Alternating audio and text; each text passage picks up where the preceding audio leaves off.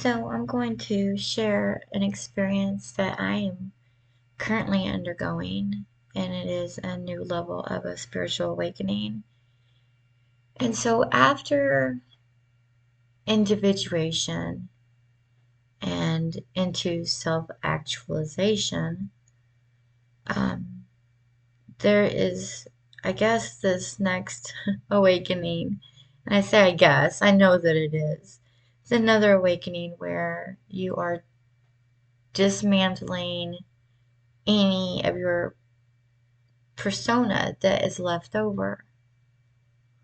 And even though individuation and self-actualization is a breakdown of ego, it is more of an uncovering and a discerning of understanding the ego, and not just the ego, the lower mind, the higher mind, and all parts of self. So this part of the awakening is more like um, the personification that rides it. It's kind of like, the way I see it, it sits above the ego. So the ego extends itself outward into a persona. So this personification is basically any identity, you could say, any way in which someone identifies themselves. And so I find myself going back and forth quite a bit. And I would say the persona being the old me, in a sense. It's still the current me as well, to a degree. And then the other me, which is the no me. I don't know how else to explain it. There is just no me, meaning there's no attachment to an idea or a belief. There's no opinions in it. There's just purely being. And the challenge has been that there are moments where it is just absolutely wonderful to just be, to be no one in your daily life, that you just are. And that may sound odd to some, I'm not sure, but it is such a perfect place to be, because you don't feel like you have to do anything, or you're not trying to do anything. You are just doing and being.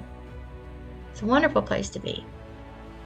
However, then the world pulls a lot, and there's things to take care of, and the daily routines, and kids and neighbors and pets, and then your persona seems to infiltrate again, and it comes back, and you don't even notice it happens. It's just all of a sudden you know that you're not in that same space that you were before, and then going back to it feels nearly impossible, because you're in emotions.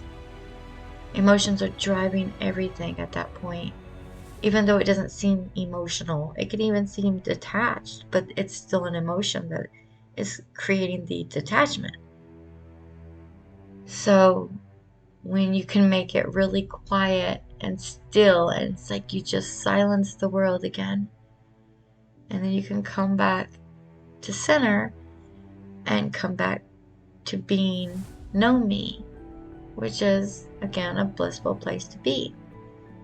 But it's a challenge. It's a real challenge, because the world pulls on you, and there's still modern life, and there's still things to keep up with, and I'm not a monk on a mountain somewhere that gets to pretend that the world doesn't exist. This is still this world. Loud, chaotic, and fast-paced at times. And so I know oftentimes when we listen to others who have gone through their spiritual journeys, or who are going through their spiritual journeys, they talk about it in either an intellectual sense, in which they haven't fully experienced it for themselves, or they speak about it because they've already done it. And it is harder to, once you've done it, it's harder to remember what all you went through to get to where you're at. So I thought it might be helpful to share this for anyone who finds themselves going through something similar, where without judging yourself, without shaming yourself, that you're back into your persona, but that it's this back and forth, it's this constant, I'm in my blissful state of not being me, which I love being me, by the way. That's not in any way trying to get away from who I am. This is just a different state of consciousness that I'm referring to.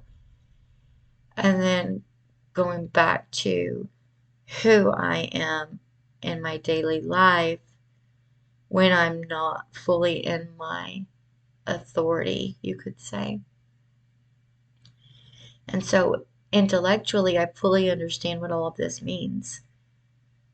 But until I actually integrate it and I fully embody it, it is really just a matter of needing to fully experience it. And so intellectually, it's all there. I can explain it. I understand what I'm going through. Um, how long is the process? Who knows? I don't know. I think it probably depends on the level of resistance an individual has. There's already been some breakdown of so many barriers. I'm not sure that it would take a long time, but I have no idea. I don't really put a time frame on these things because we just really have to let them be. And I don't have an end goal. I just know what I have experienced and how wonderful it's been, and I want more of it. So that's the best way to explain it.